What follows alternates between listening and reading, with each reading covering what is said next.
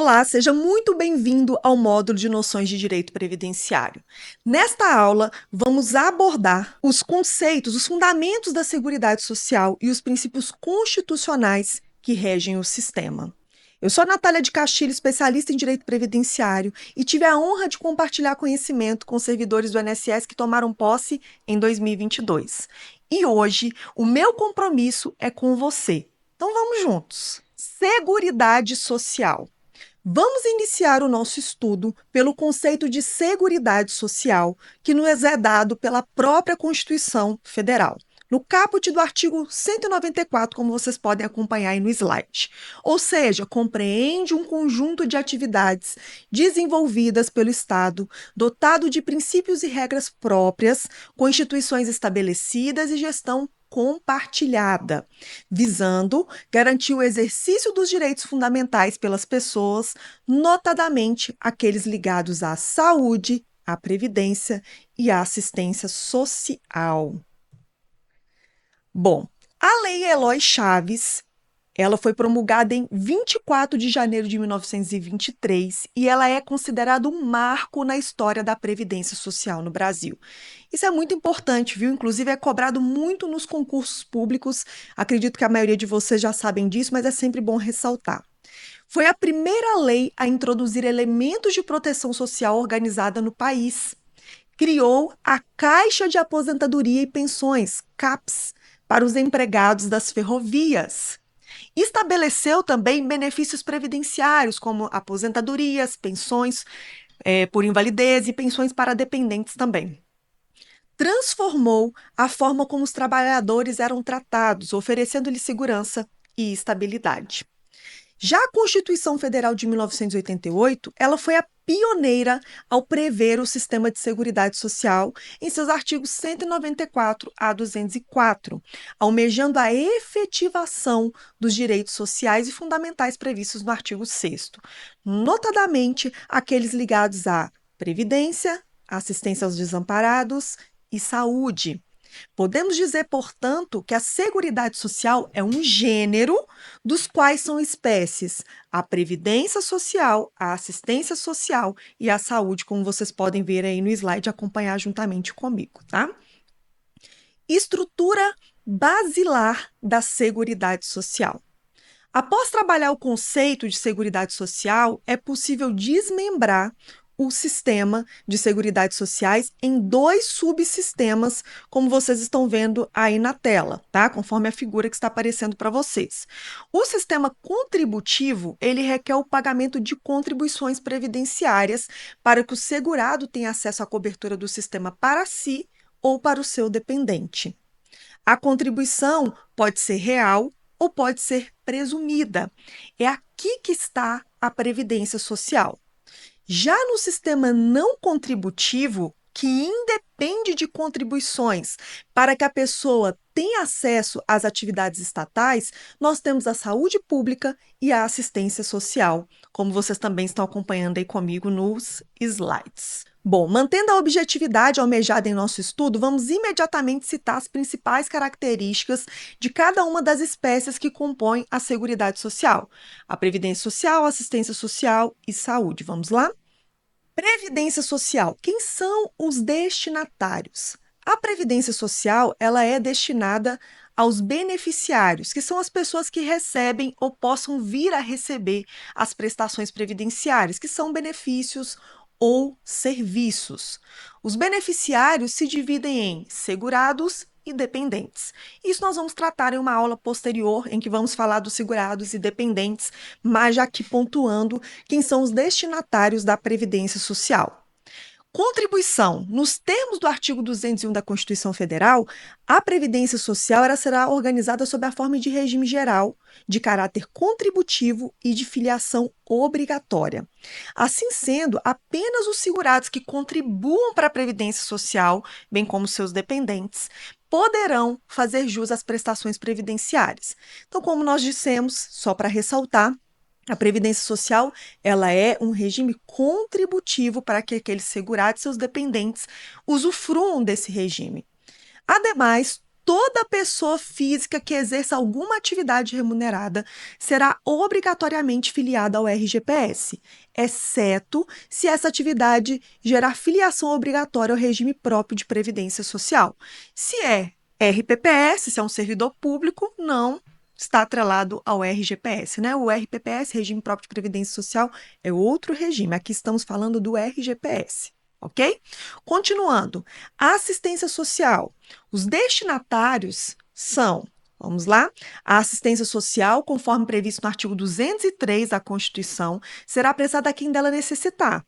Assim sendo, a assistência social no Brasil não se destina a todos, mas apenas aquelas pessoas que necessitam, os necessitados.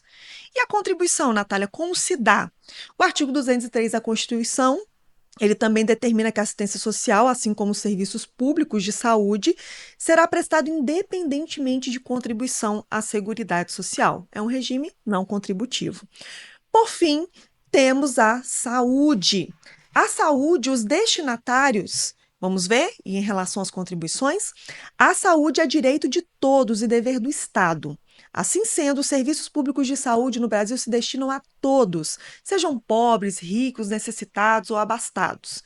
Já em relação às contribuições, os serviços públicos de saúde são gratuitos, independendo, portanto, de qualquer contribuição para a Seguridade Social.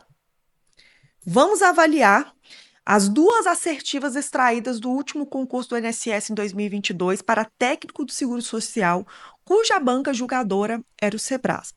O objetivo da prova é julgar os itens abaixo que estão aparecendo na tela para vocês, que tratam de aspectos gerais da Seguridade Social. Vamos ver?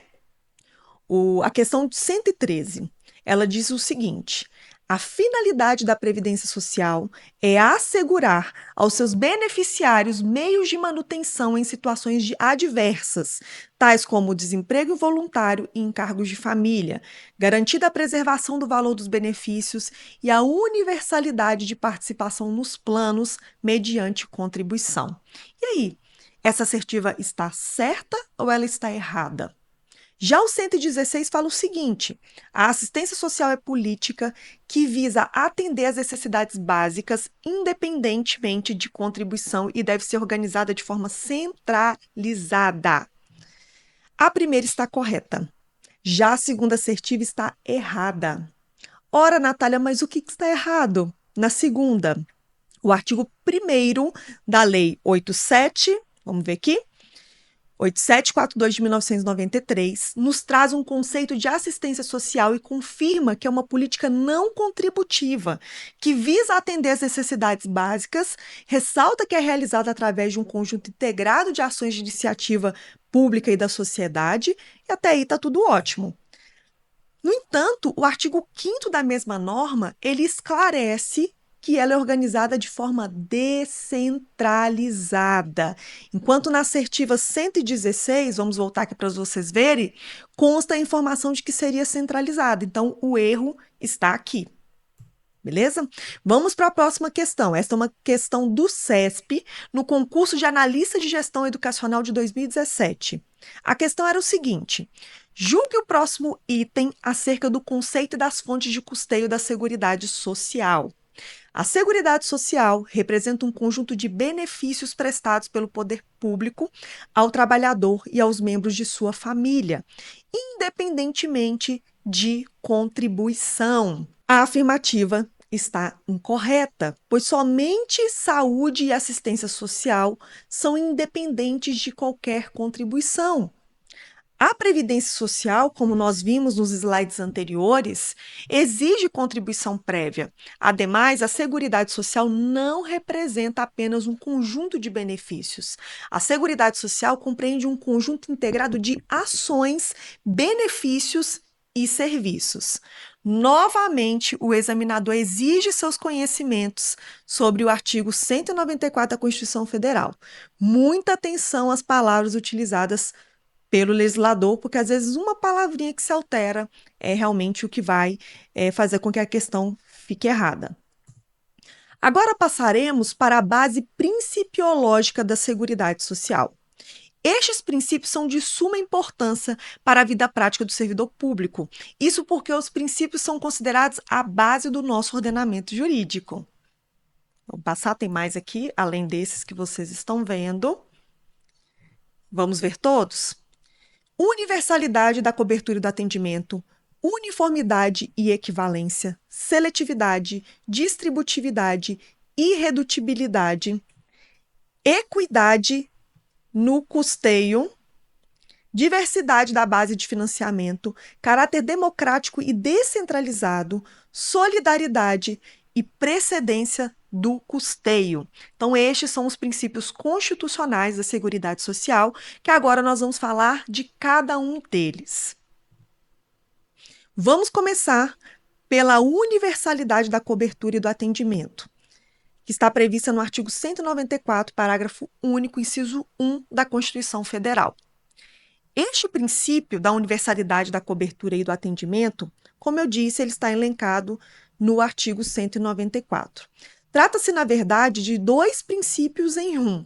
Então, para melhor entendimento, vamos dividi-lo em duas partes: a universalidade da cobertura e a universalidade do atendimento. Um é um aspecto objetivo, o outro é o aspecto subjetivo. Universalidade da cobertura.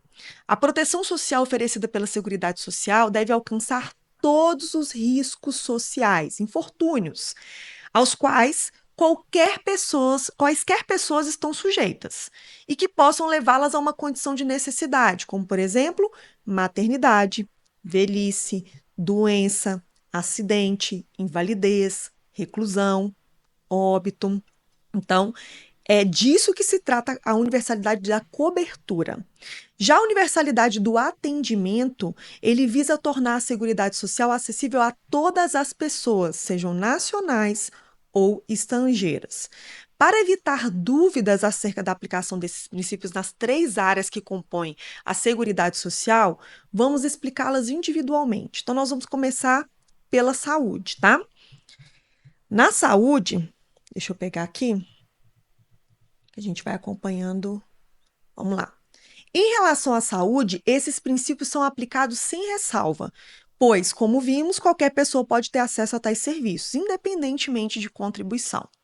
Assistência social. Em relação à assistência social, todos aqueles que se enquadrem na condição de necessitados terão acesso. Já a previdência social, que é o último item que nós estamos avaliando individualmente nesse princípio, todos, desde que contribuam, podem participar deste sistema, tá? Então, isso aí é o princípio da universalidade da cobertura e do atendimento. Então, aí está um problema, né? Nathalie, se determinada pessoa não exerce atividade remunerada que o enquadre como segurado obrigatório, como ter o amparo universal da Previdência Social? Um questionamento, né, a se fazer. Para responder essa pergunta e atender o princípio constitucional da universalidade do atendimento, foi criado no Regime Geral de Previdência Social a figura do segurado facultativo, que poderá ter cobertura previdenciária mesmo sem exercer uma atividade remunerada, mas desde que ele contribua volitivamente. O que isso significa? Por livre e espontânea vontade para o sistema. Um outro exemplo de aplicação deste princípio é o Sistema Especial de Inclusão Previdenciária, aquele que prevê alíquotas diferenciadas para atender trabalhadores de baixa renda, e que se encontram em situação de informalidade, aqueles sem renda própria que se dediquem exclusivamente ao trabalho doméstico, como é o caso da dona de casa, né, da do lar, a pessoa do lar que contribui, que pode contribuir, aliás, com aquela alíquota de 5%, tá bom? Então, tá aí dois exemplos desse princípio. Uniformidade e equivalência dos benefícios e serviços às populações urbanas e rurais. Vamos falar agora deste princípio da Seguridade Social. Ele é um princípio que está também no artigo 194, parágrafo único, só que no inciso 2 da Constituição Federal, como vocês estão vendo aí no slide, tá? Benefícios se referem às prestações pagas pelo INSS. Serviços são as políticas de proteção da atividade pública. Assim como o princípio anterior, por uma questão de didática, eu vou fracionar esse princípio também em duas partes, tá? Colocando aqui na tela para vocês. Nós vamos dividir em uniformidade e também equivalência. Primeiro, a uniformidade dos benefícios e serviços às populações urbanas e rurais. Em seguida, estudaremos a equivalência dos benefícios e serviços também às populações urbanas e rurais, tá? Uniformidade. A uniformidade refere-se à igualdade quanto aos eventos a serem cobertos para as populações urbanas e rurais. Assim sendo, diante das mesmas contingências sociais, maternidade, morte, velhice, doença e etc., a cobertura deverá se estender tanto aos trabalhadores urbanos como os rurais. Então, essa cobertura, essa contingência social que vai ser abarcada pela Previdência Social tem que ser a mesma para o trabalhador urbano e o rural. Equivalência. Já a equivalência, ela se refere ao valor pecuniário dos benefícios ou qualidade da prestação dos serviços em relação às populações urbanas e rurais. Não quer dizer que os valores têm que ser idênticos, nós não estamos falando de valores iguais. Quer dizer que, se as pessoas estiverem na mesma condição, não poderá haver diferenciação, devendo tais prestações serem, portanto, equivalentes. Um exemplo de aplicação deste princípio é a redução de 5 anos na aposentadoria por idade dos trabalhadores rurais, em razão das condições mais desgastantes. Eu acredito que com esse exemplo fica mais fácil, né, para assimilarmos aí o que seria essa equivalência, tá? Atenção para a informação contida na tela. Esse é o único dos princípios onde são mencionadas as populações urbanas e rurais. As provas de concurso costumam inserir esses trabalhadores urbanos e rurais, ou seja, essa nomenclatura, essa frase, em conjunto com outros princípios da Seguridade Social para confundir o candidato, tornando, portanto, errada a questão. Portanto, não esqueçam, o único dos princípios relacionados no parágrafo único do artigo 194 da Constituição, que menciona os trabalhadores urbanos e também os rurais, é o princípio da uniformidade e equivalência dos benefícios e serviços às populações urbanas e rurais. Fica aí um macete, então, uma dica para vocês, tá?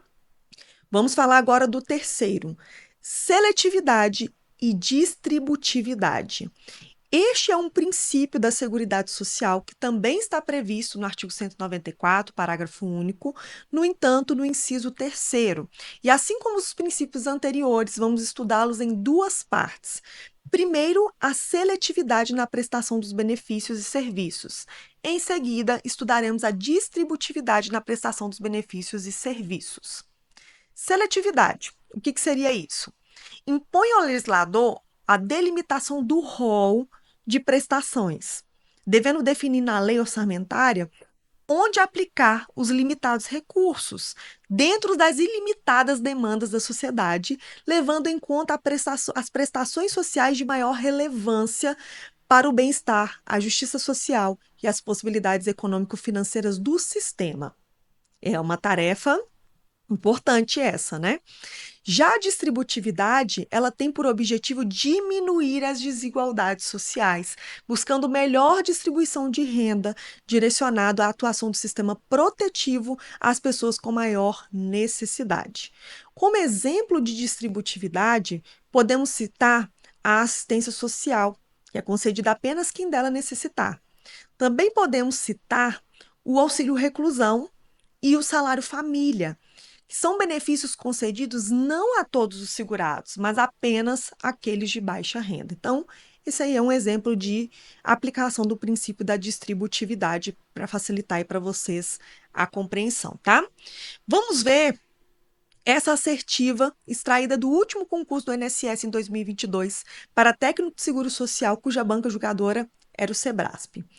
Esse é o item 117 da prova, que disse o seguinte: a Seguridade Social obedecerá a diversos princípios, tais como a vedação à seletividade na prestação dos serviços e a redutibilidade do valor nominal dos benefícios. A assertiva está errada, né, gente? Coloquei aqui na tela para vocês. O erro está em dizer que há uma vedação à seletividade, ora. O próprio artigo 194, inciso 3, como nós acabamos de ver, estabelece a seletividade e distributividade nos benefícios e serviços como um princípio, né? priorizando grupos necessitados, mas sem restringir outros segmentos. Então, por isso que esta assertiva estava incorreta na prova anterior, tá bom? Próximo princípio: irredutibilidade do valor dos benefícios. Ele está previsto também no artigo 194, parágrafo único, mas no inciso 4º da Constituição. Tal princípio, quando aplicado aos benefícios da Previdência Social, segundo o entendimento emanado do artigo 201 da Constituição, bem como está previsto lá no regulamento da Previdência Social, ele busca manter o valor real dos benefícios, ou seja, manter o poder aquisitivo do benefício, para que o mesmo não seja corroído com a inflação no período. Ocorre, porém, aí aqui tem uma coisa para nós observarmos. Ocorre, porém, que conforme o entendimento do STF, o Supremo Tribunal Federal, tal princípio constitucional, quando aplicável à Seguridade Social, visa apenas proteger o valor nominal dos benefícios, uma vez que o valor real do benefício previdenciário já está protegido pelo artigo 201 da Constituição. Então, temos aí uma questão interessante para trazer para vocês. Pessoal, valor nominal, só para diferenciarmos, é o valor numérico original, sem levar em conta qualquer reajuste pela inflação do período. Então, por tudo isso que foi dito, vou apresentar para vocês aqui uma regra prática para ajudar no momento da prova, tá? Em relação ao valor real e valor nominal. Vamos começar da esquerda para a direita, tá? Se a banca perguntar especificamente sobre benefícios da Previdência Social, ou seja, benefícios previdenciários, nós temos o entendimento da lei, que é a Constituição Federal e a legislação previdenciária, que falam do quê? Da garantia da manutenção do valor real. Já o segundo entendimento jurisprudencial do STF, também a garantia da manutenção do valor real. Então, benefício previdenciário, valor real. Ok? Já benefícios da Seguridade Social, quando a banca fala assim, sem especificar qual área da Seguridade Social, nós temos que lembrar que dentro da Seguridade Social tem um tripé, né? Então, quando se tratar de Seguridade Social, a Constituição Federal fala de preservar o valor nominal. A jurisprudência também, o STF, também fala de valor nominal. Agora, se a banca perguntar especificamente sobre benefícios da assistência social ou da saúde, a lei também fala de valor nominal e a jurisprudência também fala da garantia de preservação do valor nominal. Ou seja, podemos afirmar que a assistência social e a saúde não têm a obrigação constitucional ou legal de reajustar seus benefícios pelo índice oficial de inflação, para garantir a preservação do seu valor. Busca-se garantir, nestes casos, somente a manutenção do valor nominal destes benefícios. A Previdência Social, no entanto, é a única, anotem isso, é a única que é obrigada a reajustar seus benefícios para preservar-lhe em caráter permanente o valor real, conforme critérios definidos em lei. Interessante isso daqui, né? Realmente dá para enganar. Por fim, cabe-nos fazer uma pergunta sobre o tema. E se houver índice negativo de correção monetária, uma deflação no período? E aí, como que a gente resolve isso? Se isso for questionado, como que resolve essa situação, Natália? Neste caso, segundo o STF, os índices negativos de correção monetária, a deflação, eles devem ser computados em todos os meses do ano para se apurar o índice final do período. Em regra, isso funciona de janeiro a dezembro, tá? Contudo, se o resultado final do período for negativo, implicando em uma redução do valor principal, tal valor deve ser mantido. Ou seja, em casos de cálculo que resultem em redução de valor, deve prevalecer o valor nominal, ou seja, não haverá redução no valor do benefício, mesmo que o índice real fique negativo. Tá? Então, é resolvido desta maneira que eu estou mostrando para vocês. Próximo princípio é o princípio da equidade no custeio. Está previsto também no artigo 194, parágrafo único, mas no inciso 5º da Constituição Federal. Este princípio busca observância dos critérios de justiça e igualdade, e ele consiste em tratar igualmente os iguais e desigualmente os desiguais na medida de suas desigualdades. Estabelece também que a contribuição para o sistema será determinada de acordo com a capacidade econômica de cada contribuinte, ou seja, quem tem maior capacidade contributiva deverá contribuir com mais. Quem tem menor capacidade contributiva contribui com menos. Um exemplo disso, né, desse princípio da equidade no custeio, por exemplo, aquela tabela progressiva, aquela tabela de contribuição progressiva para os segurados empregados, trabalhadores avulsos, empregados domésticos, que determina que a contribuição destes segurados será calculada mediante a aplicação da correspondente alíquota sobre o salário de contribuição mensal. Então, começa lá no 7,5%, né, depois da reforma da Previdência, e vai subindo, tá? Vamos ver essa assertiva que está na tela? Ela foi extraída do último concurso do INSS também, lá de 2022, para técnico de seguro social, e a banca julgadora, como eu disse, foi o Sebrasp, tá? O item de número 51 disse o seguinte: no que diz respeito aos princípios constitucionais da Seguridade Social, julgue os itens a seguir. São garantidas a uniformidade e a equivalência dos benefícios e serviços às populações urbanas e rurais, embora não se objetive a equidade na forma de participação no custeio. Está errada, pessoal, como se observa. Por quê? A equidade na forma de participação no custeio também é um princípio fundamental da Seguridade Social, né? E aqui observamos aqui onde eu sinalizei para vocês que eles colocam que não se objetiva a equidade. Então, a alternativa está errada por este motivo. Princípio da diversidade da base de financiamento, previsto também no artigo 194, parágrafo único, só que no inciso 6º. O citado princípio, ele busca garantir a arrecadação de contribuições, de modo que a base de financiamento da Seguridade Social seja a mais variada possível, tendo diversas fontes de custeio.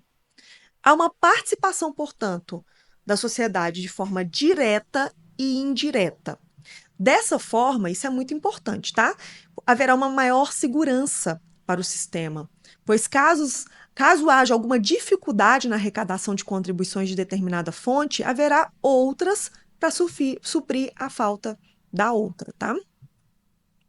Devemos destacar que, sobre o assunto, houve uma nova redação dada pela Emenda Constitucional 103 de 2019, achei importante mencionar isso, que inclui no texto a seguinte informação: identificando-se em rúbricas contábeis específicas para cada área, as receitas e as despesas vinculadas às ações de saúde, previdência e assistência social, preservado o caráter contributivo da previdência social.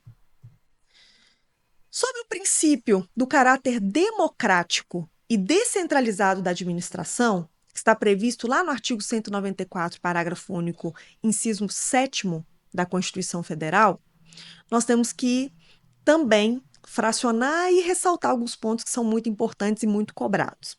Por quê? Porque este princípio, ele assegura a participação da sociedade na gestão da Seguridade Social, ou seja, deixa de ser administrada exclusivamente pelo poder público e passa a ser compartilhada com integrantes da sociedade civil, tendo, portanto, um caráter democrático, descentralizado, mediante gestão quadripartite, com a participação de trabalhadores, empregadores, aposentados e do próprio governo em órgãos de deliberação colegiados. Temos aqui importantes informações que podemos extrair deste princípio, as quais deverão ser memorizadas por vocês em relação à Seguridade Social. Então, vamos repetir, tá? Caráter democrático e descentralizado da administração, gestão quadripartite, gestão com participação dos trabalhadores, empregadores, aposentados e do governo, e participação por meio de órgãos colegiados. Então, são realmente informações importantes a respeito desse princípio do caráter democrático e descentralizado da administração. Passemos agora, então, a falar sobre o princípio da solidariedade. Ao contrário dos demais, ele está previsto no artigo 3º, inciso 1 da Constituição. O princípio da solidariedade, ele dispõe que constituem objetivos fundamentais da República Federativa do Brasil construir uma sociedade justa, livre e solidária. Bonito isso, né? Eu acho muito legal esse princípio da solidariedade. Esse princípio, ele busca reduzir as desigualdades sociais, permitindo que alguns contribuam mais para o sistema, enquanto outros contribuam com menos, de acordo com suas condições financeiras e demais características individuais previstas em lei. Vale a regra de que quem contribui não faz para si, mas para toda a sociedade. Não se trata de um regime de capitalização, como é previsto em outros países. Aqui no Brasil não é regime de capitalização. Né? O regime de capitalização, cada um contribui por si, em conta vinculada em seu nome para o seu próprio benefício. A solidariedade é uma contribuição para o sistema, não apenas visando o seu próprio direito, mas sim visando um bem comum, ou seja, o direito de toda a coletividade. Um exemplo desse princípio da solidariedade, imaginemos um trabalhador que, ao final do seu primeiro dia de trabalho, saiu para comemorar o novo emprego com os amigos. No trajeto de volta para casa, ele sofre um acidente e ficou definitivamente incapaz para o trabalho. O que acontece nesse tipo de situação, pessoal? Independentemente da natureza ou da causa do acidente, o empregado acidentado, ele vai ter direito a um benefício previdenciário por incapacidade, podendo inclusive aposentar-se por incapacidade permanente, mesmo sem ter ainda qualquer contribuição recolhida para o sistema. E isso só é possível por se tratar a Seguridade Social de um sistema solidário. Eu disse que esse princípio ele é incrível. Eu acho ele lindo. Procedência da fonte de custeio. Aqui neste princípio que se visa é o equilíbrio atuarial e financeiro do sistema. Por esse princípio, nenhum benefício ou serviço da Seguridade Social poderá ser criado, majorado ou estendido sem a correspondente fonte de custeio. Bom, finalizando então o tópico da Seguridade Social e os princípios constitucionais que regem o sistema que está previsto no nosso módulo de noções de direito previdenciário, apresento novamente para vocês todos os princípios tratados. Da minha parte, é o meu muito obrigada. Até breve.